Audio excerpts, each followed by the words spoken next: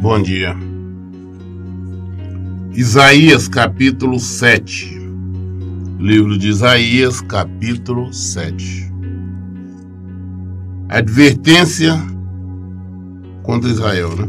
Quando Acaz, filho de Jotão e neto de Uzias, era rei de Judá, o rei Rezim da Síria e o rei Peca, filho de Remalhas, que governava Israel, resolveram atacar Jerusalém. Todavia, não conseguiram vencê-la. Um aviso foi enviado à casa de Davi de que Arã, a Síria, conseguira uma aliança com Efraim.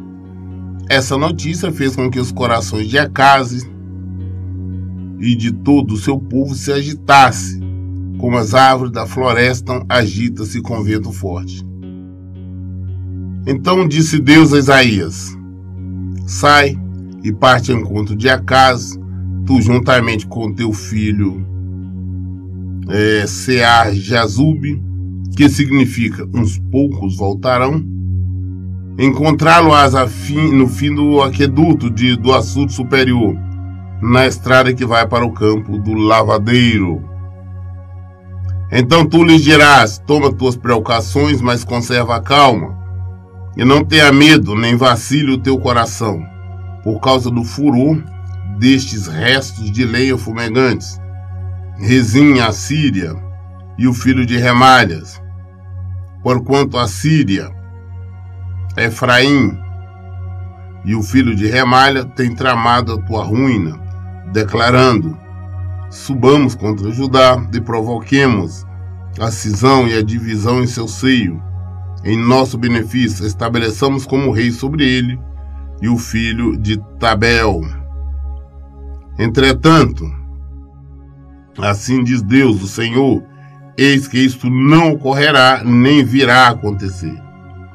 Pois a cabeça da Síria é Damasco, e a cabeça de Damasco é Rezim.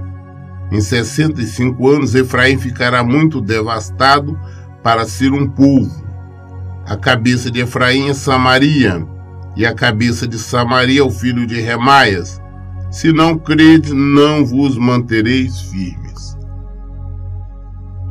Então foi declarada, guerra contra Judá, contra Jerusalém, Síria, Israel,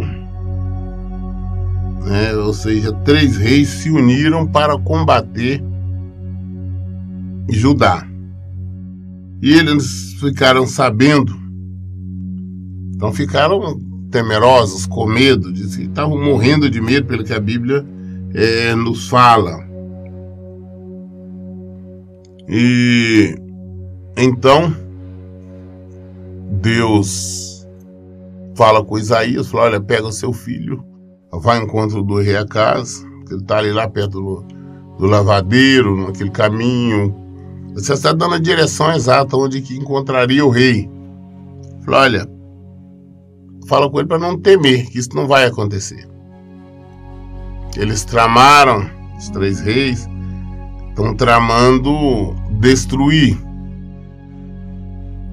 Jerusalém, Judá, mas não vai acontecer. Ainda diz mais, fala: olha, Efraim, daqui a 65 anos, não vai acontecer quase nada, não vai ter quase ninguém lá, vai ser quase que totalmente destruído. Então não temas, fala com o rei para não temer, não fico preocupado com eles. E nós vamos ver que eles realmente não conseguiram nada com Judá. Às vezes nós nos olhamos pelos nossos olhos e achamos uma situação, falando: vamos ser derrotados, nós não vamos vencer, esta guerra eu vou perder. Nós olhamos a superioridade numérica, como no caso ele estava olhando, do adversário, e achamos que seremos derrotados. Mas quando nós confiamos no Senhor, o Senhor acalma o nosso coração, assim como mandou Isaías acalmar o rei e o povo de Judá. Falou: acalma, Eles não vão vencer. Eles estão dizendo que vão, mas eu digo que não. Quando o Senhor diz não, não importa o que aconteça, a resposta sempre será não. Se Ele diz que nada vai nos acontecer, nada nos acontecerá. Em contrapartida, se Ele diz que vai nos acontecer, com certeza acontecerá. Às vezes nós nos levantamos e deparamos com uma batalha armada contra nós. Pode ser uma enfermidade, uma doença, pode ser pessoas se levantando contra nós, ou desemprego bater na porta, ou as dívidas nos assolando. Qualquer que seja o problema, nós temos que confiar no Senhor. Saber que a resposta vem dele. Nós temos que nos humilharmos diante dele e não temer. Mas confiar somente que ele nos garante pela palavra dele que os filhos dele, ou seja, as pessoas que são obedientes à tua palavra, não serão derrotados. Então nós temos que crer. Então Deus enviou ao rei Acaz esta outra mensagem: pede um sinal miraculoso a Deus, o teu Deus, seja das profundezas do Sheol, seja das mais elevadas alturas. Acaz, entretanto, respondeu: não pedirei nada, não colocarei Deus à prova. Então falou Isaías: ouvi vós, todos descendentes da casa de Davi, parece-vos pouco o fadigares, o provares a paciência dos homens? Agora quem quereis também usar da paciência do meu Deus? Pois sabei que o Eterno, o Senhor, Ele mesmo vos dará um sinal. Eis que a virgem ficará grávida e dará à luz a um filho, e o nome dele será Emanuel, Deus conosco. Ele se alimentará de coalhada e de mel, até chegar à idade que saiba rejeitar o erro e escolher o fazer o que é certo. Todavia, antes que o menino aprenda a rejeitar o mal e escolher o bem, a terra dos 2 reis que vocês temem ficará deserta. Deus trará o rei da Síria sobre ti, sobre o teu povo e sobre a casa do teu pai. Serão dias como nunca houve desde Efraim, desde que Efraim apartou-se de Judá. Naquele dia, Deus assobiará, convocando as moscas do longínquo rios do Egito e as abelhas da Síria. Eis que chegarão e pousarão todas elas nos vales íngremes dos penhascos e nas fendas das rochas, sobre todos os espinheiros e sobre todos os bebedouros. Naquele dia, o Eterno como que tosqueará Judá, como a navalha lugar da Síria, que fica do outro lado do rio Eufrates. O rei da Síria virá e rapará a barba, os cabelos e os pelos do corpo de todos. E sucederá naquele dia que cada pessoa que conseguir manter uma vaca e 2 cabras terá coalhada para se alimentar, graças à fartura de leite que elas produzirão. Todos que permanecerem na terra se alimentarão de coalhada e mel. E acontecerá também naquele dia que todo lugar onde existe atualmente 1000 videiras, no valor correspondente a 12 quilos de prata, se transformarão em espinheiro e matagal. O lugar será tão inóspito que somente com arco e flecha se entrará ali, porquanto a terra inteira estará tomada de roseiras bravas e espinhos. Em todos os montes atualmente lavrados a enxada, já não se poderá entrar de medo do matagal e dos espinheiros. Nesse lugar os bois andarão soltos e as ovelhas correrão em liberdade. Isaías chega para o rei de Judá, o rei Acaz, e fala: escuta, para você ter certeza do que eu disse, para você não temer, não ficar preocupado, que você não será derrotado, Deus fala: se você quiser, pede um sinal. Pode ser o mal que você quiser, aqui, no céu, na terra, onde você quiser. Acaz falou: não vou colocar Deus à prova, não vou pedir nenhum sinal. E ele fez bem. Tem muitas pessoas que querem colocar Deus à prova. Ah não, eu quero um sinal assim, me mostra que isso vai acontecer. Deus não tem obrigação de mostrar nada para ninguém. Nós não somos fiscais de Deus. Nós não podemos fazer exigências ao Senhor, ao Criador. Não podemos exigir nada disso. Mas mesmo assim, Deus usou exatamente Isaías para falar, como nós falamos antes, né? Isaías é o profeta messiânico. E ele usou Isaías para falar a respeito do Messias. Ele disse que, no versículo 14, pois sabei que o Eterno sou ele mesmo os dará um sinal. Eis que a virgem ficará grávida e dará à luz a um filho, e o nome dele será Emanuel, Deus conosco. Falando, se referindo a Jesus, que nasceu através de Maria, sendo Maria ainda virgem, sem ter tido relações com homem nenhum. Ela só veio conhecer homem depois do nascimento de Jesus. Isaías viveu, essa época aqui, estava aproximadamente 700 anos antes da vinda de Cristo. 700 anos antes, ele estava ali falando até como Jesus viria, o seu nascimento, e dizendo tudo o que aconteceria, e que vai acontecer ainda, porque todo mundo vai saber quem é Jesus. Pode não render a ele, que a maioria infelizmente não vão se render, mas todos saberão, como o Senhor Jesus mesmo disse, que enquanto esse evangelho, né, evangelho de verdade, o evangelho de Jesus Cristo, não for pregado no mundo inteiro, ele não voltará. Tem muitos lugares, tem lugares aí realmente distantes, longínquos, pessoas não conhecem, nunca ouviram falar em Jesus. Mas a palavra de Deus está sendo alcançada graças ao bom Deus, grande parte do mundo. Todos saberão quem é Jesus, o Filho de Deus. Com referência a Jerusalém, referência a Judá, a Efraim, hoje não se fala mais em Efraim. Aquilo que o Senhor tinha dito, predisse, mas em contrapartida, Jerusalém, Israel, sobrevive a guerras, a ataques constantes. Até hoje. Isaías capítulo 8. Então Deus me ordenou, toma uma placa de bom tamanho e nela escreve com estilete comum e com caráter nítidos. Rápida pilhagem, despojo ligeiro.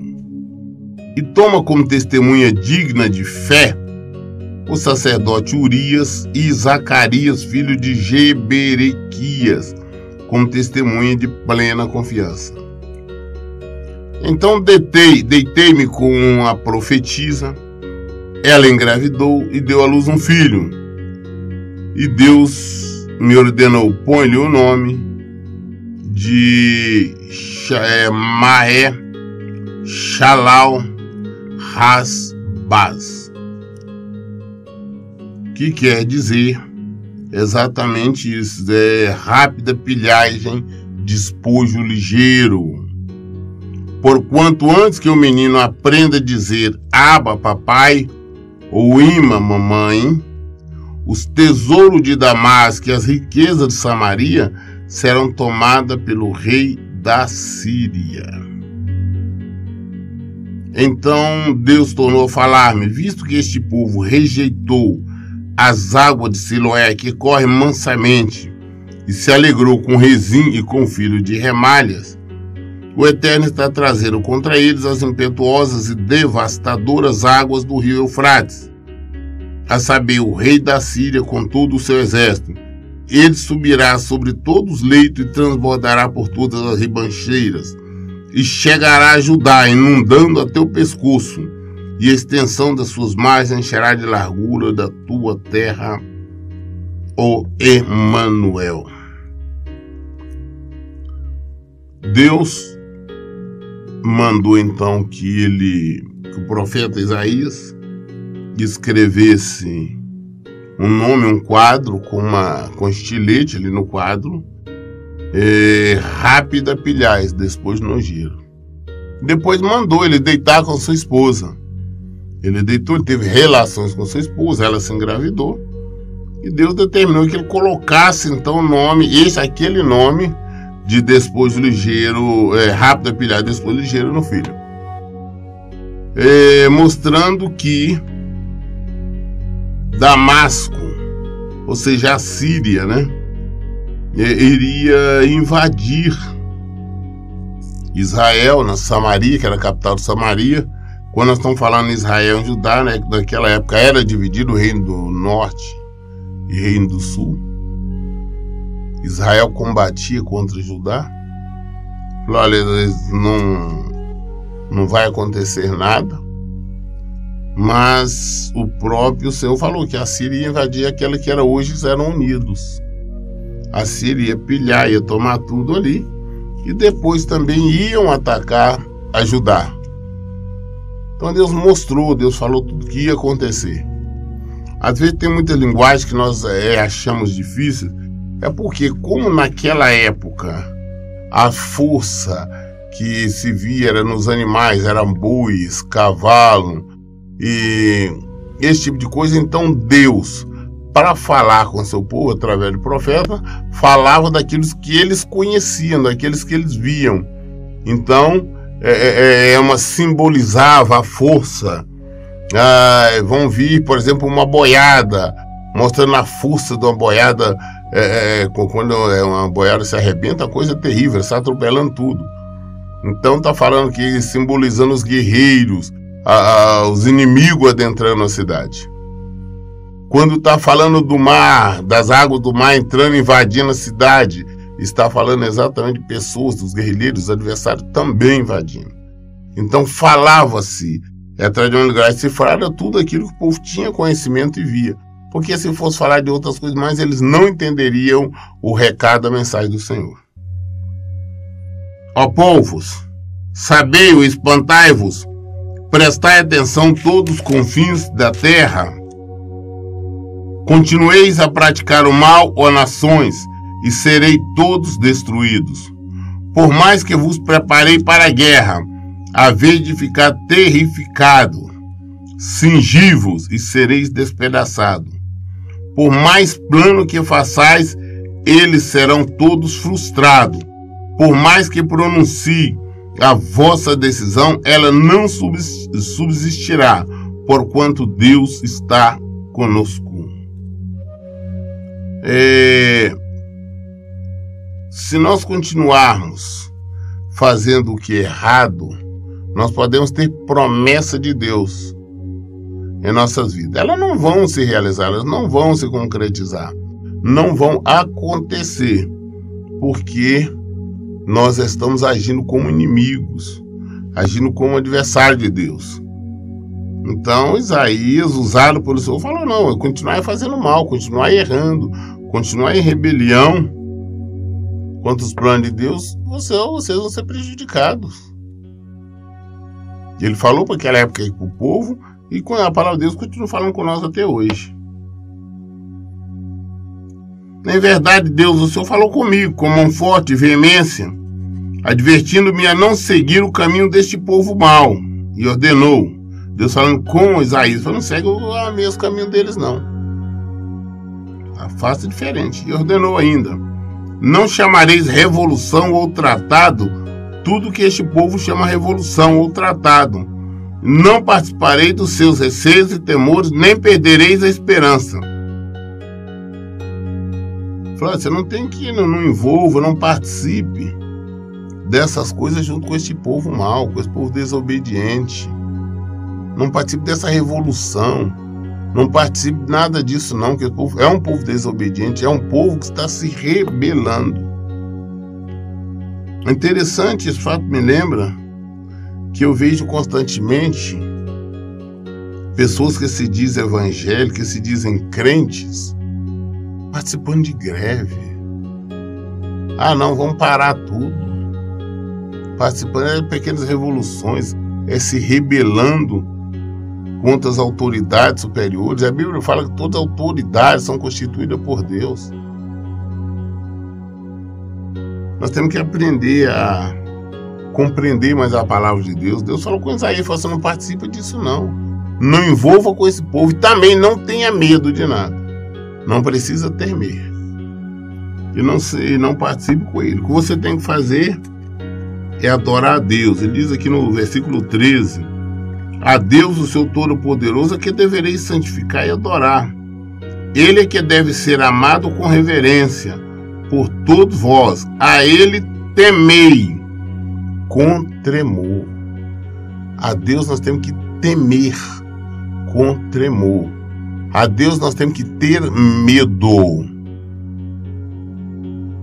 Porque eu tenho falado isso constantemente. É Ele que pode nos salvar se nós estivermos de acordo com a palavra dele. Ou Ele que pode nos enviar para o inferno se nós estivermos em desobediência. Então é Ele, tudo é Ele. Nós temos que adorar a Deus. Nós temos que nos submeter a Ele. Nós temos que nos entregarmos a Ele. Eis que para os 2 reinos de Israel, ele será um santuário. Entretanto, será também um obstáculo, uma pedra de tropeço. E para que todos vivem em Jerusalém, ele será como uma armadilha e um laço. Muitos deles tropeçarão, cairão, serão despedaçados, serão apanhados pelo laço e ficarão presos. Guarda, pois, o mandamento com todo zelo, sela a lei e firma este ensino no coração dos meus discípulos. Olha, eu vou agir, você como um laço, eu vou agir contra Israel, contra os 2 reinos. Eu vou agir contra Judá, você como um laço. Mas por que Deus está se colocando contra eles? Porque eles não respeitam a palavra de Deus. Eles não querem o Senhor. Eles não querem viver os preceitos, as determinações do Senhor. Eles querem agir em conformidade com suas inteligências, suas emoções, seus desejos. Deus falou, não, vamos colocar contra eles. Deus avisa com antecedência. Ele tem nos avisado, Ele nos avisa como pela palavra dEle. Quando nós entendemos de agir segundo o nosso entendimento, a nossa lógica, o nosso conhecimento e desprezamos os preceitos do Senhor, nós pagamos alto preço. Nós vamos pagar todos, em todas as situações. Tem muitas pessoas que chegam para mim, pastor, as coisas não estão dando certo para mim nessa ou naquela área. Eu estou com este ou aquele problema. Eu não estou dormindo, eu não estou assim, não estou assado. Mas vai examinar a vida dele à luz do Evangelho. Iremos perceber então que esta pessoa não conhece o Senhor, ou se conhece o despreza.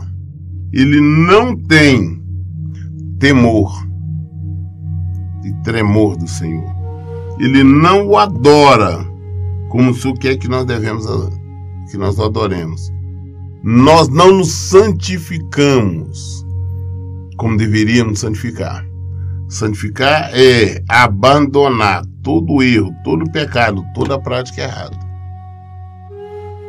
As pessoas são derrotadas e sempre colocam a culpa na situação, coloca a culpa no tempo, nas pessoas, coloca a culpa em tudo, mas não assume as suas próprias culpas. Se tem um mal que está nos afligindo, o culpado somos nós. O porquê está acontecendo isso? Porque eu desobedeci o Senhor, porque eu não vivi a palavra dele. Eu me rebelei contra ele. Quando nós nos rebelamos contra ele, nós estamos nos declarando inimigo dele. E nós receberemos o tratamento de inimigo, o tratamento dispensado aos adversários. Ser adversário de Deus, ser inimigo de Deus, é a certeza plena da derrota, da destruição.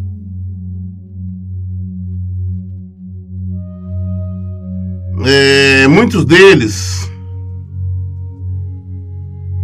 tropeçarão, cairão, serão despedaçados, serão apanhados pelo laço e ficarão presos.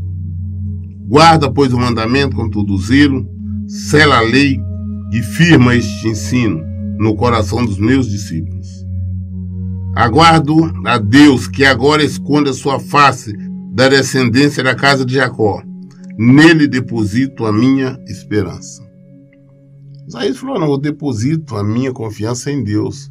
Esse Deus que agora está afastando-se da sua herança, está afastando de Israel, está afastando de Judá. Por que se afastou? Por causa da desobediência desse povo. Esse povo que não quer nada com o Senhor. Ele falou, não, a minha confiança está nele.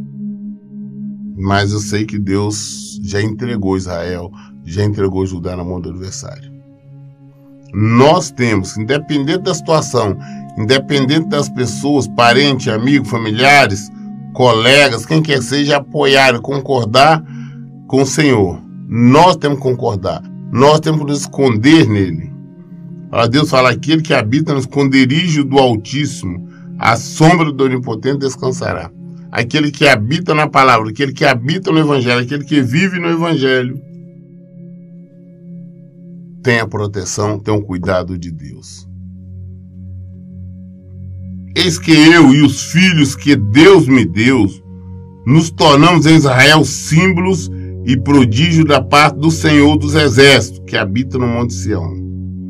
Quando vos disser, ide consultar algum médio, que fale com espíritos, adivinho, ou alguém que saiba murmurar encantamentos, porquanto o povo costuma recorrer aos seus deuses e aos mortos em favor dos vivos. Responderei, o que se deve fazer é consultar a lei e os ensinamentos. Se eles não falarem de acordo com esta palavra, certamente jamais poderão ver a luz. Naquela época o povo começou a buscar também os médios, buscava cigana, buscava todo os espíritas, para que soubesse alguma coisa.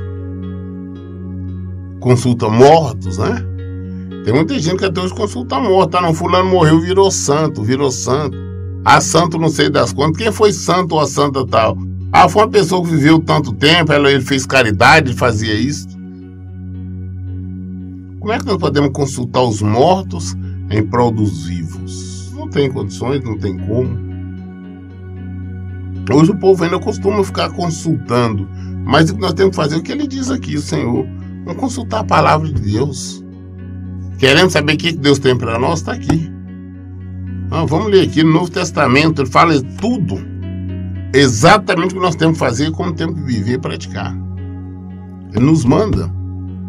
Nós temos que consultar em um médium, não existe negócio. Quando nós estamos consultando outros deuses, nós estamos nos afastando do Senhor. Nós estamos mostrando que nós não temos temor nem tremor. Nós não temos medo, nós não temos respeito. E nos afastamos dele. E quando isso acontece, com certeza, o castigo vem. Temos que aprender a consultar aqui. Aqui é a resposta. O Senhor nos fala pela sua palavra. Se não for assim, nós jamais veremos a luz. E ele disse, olha, respondereis, o que se deve fazer é consultar a lei e os ensinamentos. Se eles não falarem de acordo com esta palavra, certamente jamais poderão ver a luz. Desesperançados e famintos vaguearão pela terra. Quando estiverem esfomeados, ficarão tão irados que, olhando fixamente para os céus, blasfemarão contra o seu rei e seu Deus. Em seguida, volverão seus filhos para a terra e só enxergarão a aflição e a mais apavorante escuridão. E todos esses seres lançaram para dentro das densas trevas. Estão no erro, estão no pecado que o castigo vem. Aí quando estão ali no castigo, falam, olha, vão olhar para cima para amaldiçoar a Deus. Não, porque o Senhor que é culpado de eu estar passando esta ou aquela situação.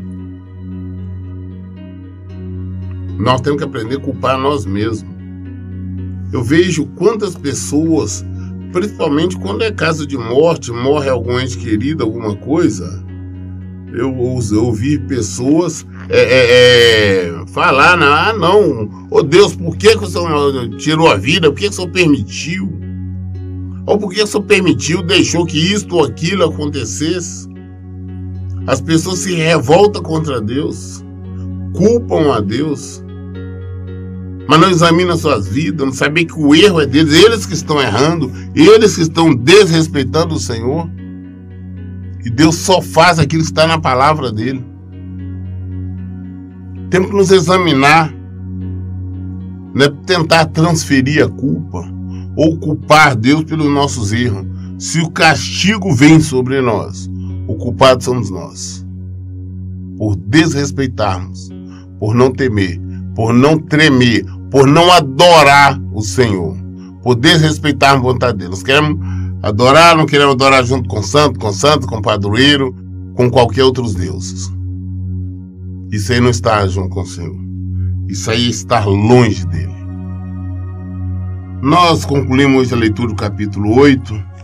Amanhã, querendo Deus, nós daremos continuidade a partir do capítulo 9. Toda a resposta está na Bíblia, está na palavra de Deus. Por isso eu sempre digo, leiam e pratiquem a Bíblia. Que Deus abençoe. Tenham um bom dia.